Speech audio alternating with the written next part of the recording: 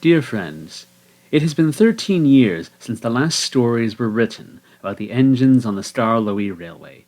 Duke is currently being overhauled.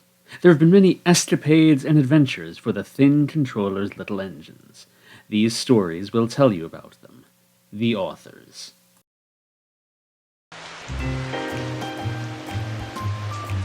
Sunshine for Sir Handel. Rain had come to the island of Sodor. The engines on the Skarloey Railway were not very fond of the constant downpour. One day, they were grumbling in a shed. "Once rain comes to Sodor, it doesn't clear away for quite some time," said Duke. "Ha!" Sir Handel snorted. "I don't like the rain. I like sunshine." "This downpour isn't good for the low bridges," added Rusty. "By next week, 2 of them will be washed away. That's a promise." Rusty was right. Bridges started to be washed away by the constant rapids of the river. He went around the line every day and pulled a train that many engines called the Rusty Crew. This included a truck for supplies and a brake van for the workmen. After 2 weeks without a full day of sunshine, Sir Handel lost patience. "I've had it with this rain," he exclaimed in the sheds one afternoon. "It will pass eventually," said Peter Sam. "It's better," Sir Handel said. "I need sunshine for motivation. I don't feel like working when it's gloomy outside." "You ought to be more optimistic, Sir Handel," replied Peter Sam. "Be more like me. I'm always confident." "Really? What about the incident with the refreshment lady?" asked Sir Handel. But Peter Sam had puffed away before he could answer. Sir Handel puffed to the station. At the station there were some coaches lined up for him. He was coupled, the guard's whistle sounded, and soon he was running smoothly down the line.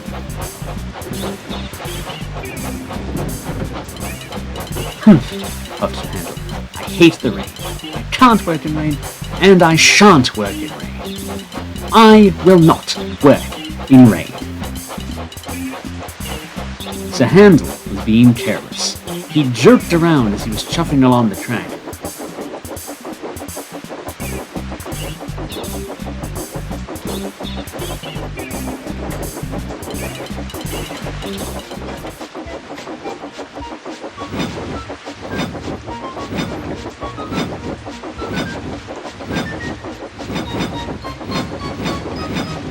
Soon Sir Handel came off the rails, causing the coaches to bounce and jostle. The passengers stumbled all round, and the refreshment trolley spilled all of its delicacies onto the floor. The passengers got out and told Sir Handel that he was a naughty engine. "Indeed, you are a naughty engine," said Sir Handel's driver. Skarloey came and took the coaches to the station, while Rusty came with a crane to put Sir Handel back on the rails. However, he brought another person with him, the thin controller. "So, I hear you like sunshine," he said. "Well, then we might just have to send you away to somewhere in South America." "Surely you aren't serious, sir," replied Sir Handel. "No, of course not, Sir Handel," the thin controller laughed. "However, you will go to the works." Soon Sir Handel was loaded onto flatbeds and taken to the works. It was worked on the next day.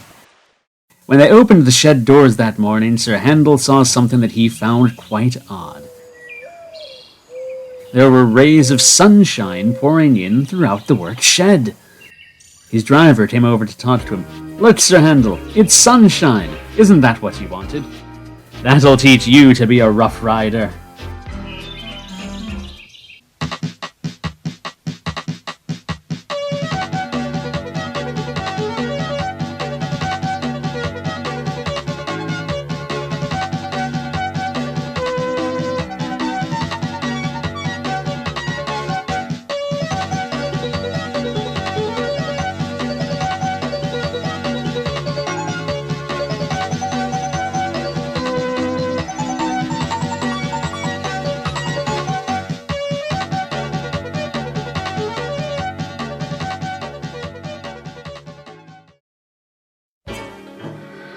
Rock and Roll Bridge.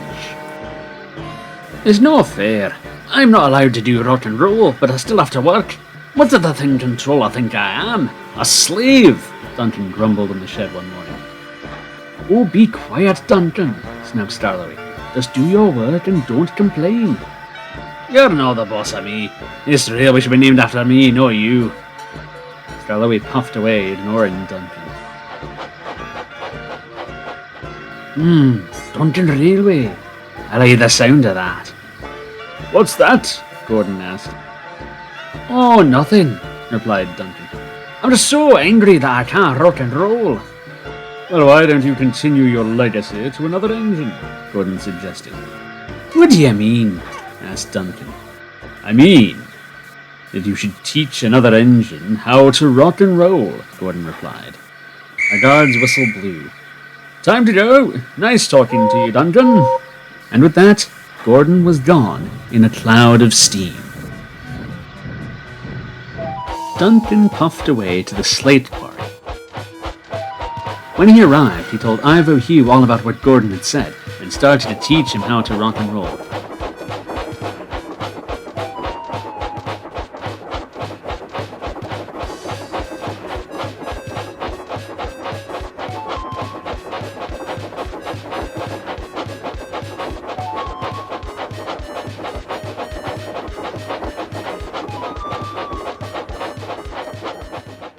I'll start rocking and rolling first thing tomorrow, said Ivo Hugh.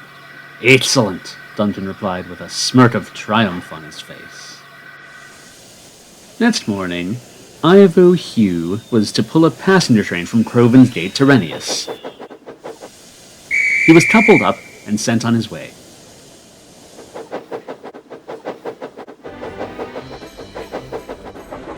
He started to sway side to side along the tracks. The driver noticed this. You're awful jittery this morning. Just be careful, all right?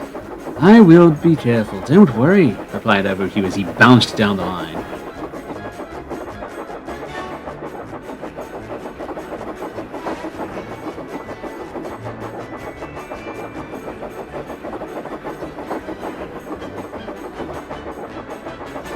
There was a bridge up ahead. It was just before Rennius Station. Steady, Ivo Hugh, steady, his driver said nervously. I'm fine, Ivo Hugh replied. But he wasn't. He bounced off the tracks and crashed through the side wall of the bridge. Ouch! How did that happen? He exclaimed. You were rocking and rolling, that's how. You're a very naughty engine. However, because you are new, I forgive you, said his driver. Oh, thank you, sir. But I highly doubt that Mr. Sam will let it slide. You're right. I won't, said the thing controller sternly. I'm very sorry, sir. It won't happen again, sir. I won't listen to Duncan ever again, sir. You had better not. Duncan will be punished the same as you. Yes, sir. The bridge will have to be repaired. Rusty will lead these repairs, and you and Duncan shall help him. Yes, sir. Ivo Hugh was placed back on the rails and puffed sadly away to the shed.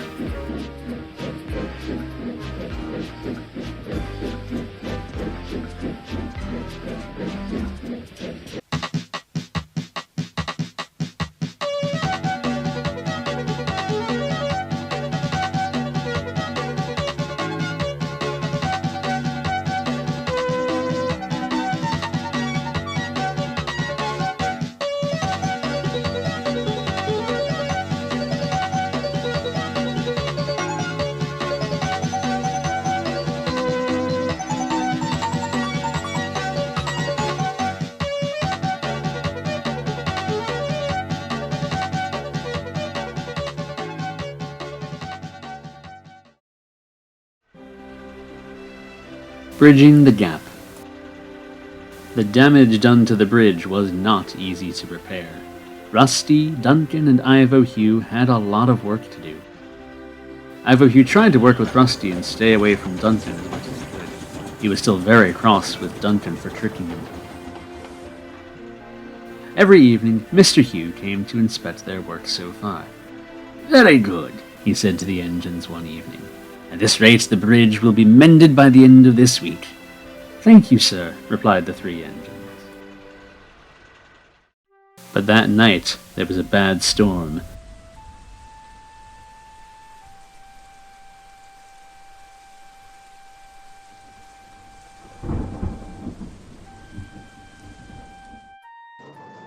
And when Rusty arrived at the bridge early the next morning, he saw that a bolt of lightning had knocked over one of the bridge supports, and the bridge was now very unstable.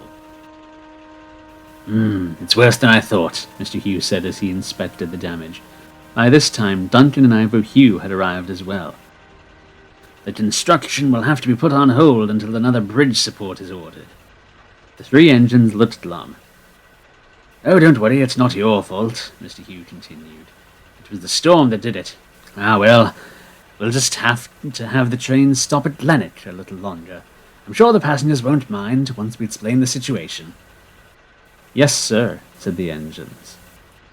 A few weeks later, the bridge support arrived and was fitted onto the bridge. It was a perfect fit, and at the end of the week, the bridge was completely finished. A splendid job, all three of you, congratulated Mr. Hugh. You've all done a marvelous job, and I am very proud of you. Now, I need one of you to test run the bridge. All three engines whistled, but Ivo Hugh whistled the loudest. May I do it, please, sir? Asked Ivo Hugh. Certainly, Ivo Hugh, smiled Mr. Hugh. Go slowly from this side of the bridge to the opposite. Ivo Hugh started slowly across the bridge. Everything was going well. But then he noticed that the tracks weren't leveled correctly. One rail was just an inch higher than the other.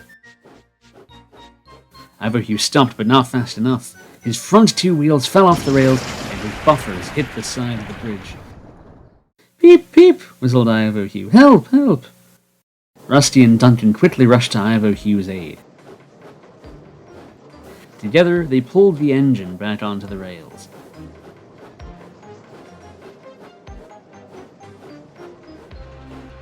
The bridge wasn't too badly damaged, but Ivo Hugh's front was bent. Well, you'll need to go to the works now, said Mr. Hugh. We should have checked the rails on that bridge better. Still, we'll have it all sorted. Don't worry, it wasn't your fault. It's a mistake any engine could make. Thank you, sir, said Ivo Hugh. Ivo Hugh was sent to the works next day. By the time he got out, the rails had been completely leveled, and the bridge reopened.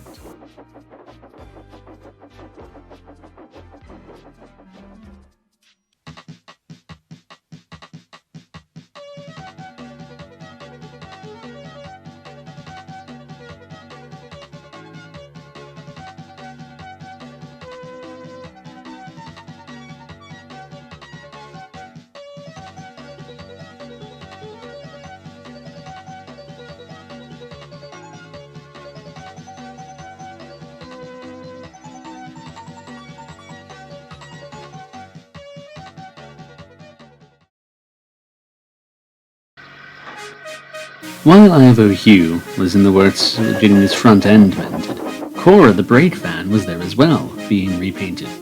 Duke was also in the works, being overhauled. The three began talking, and Ivo Hugh told Duke and Cora about his accident. I see. Still, it could be worse. How so? Ivo Hugh questioned. Well, Duke said, at least you didn't start a landslide like Peter Sam did that one time. What do you mean? Asked Ivo Hugh. Would you like to tell the story, Cora? Asked Duke, seeing as you were Peter Sam's brake van at the time. Yes, I certainly would, smiled Cora, and so she went into her story. You see, many years ago, Sir Handel, Peter Sam, Duke, and I worked on a railway where the Arlesdale Small Railway now is. At this time, Peter Sam was named Stuart, and Sir Handel Falcon. I was Stuart's brake van at the time. He and I travelled everywhere along our old line together. You know how Peter Sam is a nice, polite engine nowadays. Well, he wasn't always like that. No, in his early days, Stuart could be quite cheeky, and didn't always do as he was told. The incident I'm thinking of began one day, a few months after he had arrived. Stuart, said the manager, I want you to take a passenger train up the mountain road today. But please remember, continued the manager, to be very careful. The mountain road is difficult at the best of times, and I hear that it's likely to rain today, so be on your guard. Stuart promised that he would, but really he was only half listening.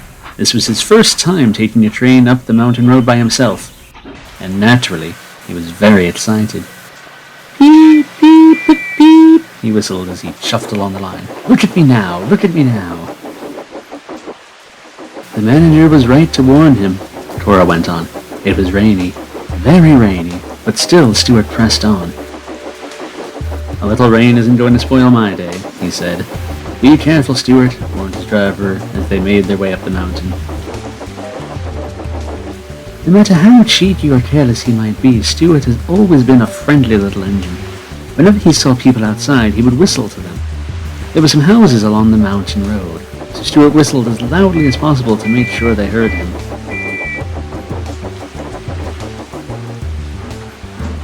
Halfway up the mountain road, Stuart noticed a rattling noise. What's that? He wondered. His driver heard it too. I'm not quite sure, but I don't like the sound of it. Let's go back to the station. The driver was right to do so. As Stuart started backing up, some rocks began to fall from the side of the mountain. They were small at first, but quickly grew larger. Soon there was a rock slide in progress. Luckily, none of the rocks hit Cora, Stuart, or the coaches. When they got back to the top station, the driver spoke to the manager. What are you doing back so early, driver? Asked the manager. Stuart kept whistling loudly, and the sound of his whistle coupled with the rain created a rock slide. I doubt very much we'll be able to use the mountain road for the next few weeks. The manager was cross with Stuart, but was thankful no one had been injured. He set Stuart to work on the goods duties for a while until the mountain road was cleared. And from that day to this, Stuart has been a lot more careful about whistling loudly during rain, and while there are loose rocks about. I like that story, said Ivo Hugh. Thank you very much for telling me about it, Cora. Cora and Duke told Ivo Hugh more stories about the old line, until he was fully repaired. By this time, Ivo Hugh's anger towards Duncan had calmed a bit, and the two made amends. The bridge near Renius had also been fully completed, and that night Cora and Duke shut their eyes smiling, for they were dreaming, as old engines and coaches will, of happy days in the past on the old line. And although they missed the good old days on the Mid-Sodor Railway very much, Cora and Duke were happy that they had been brought back into service and to be new friends on the Skarloey Railway.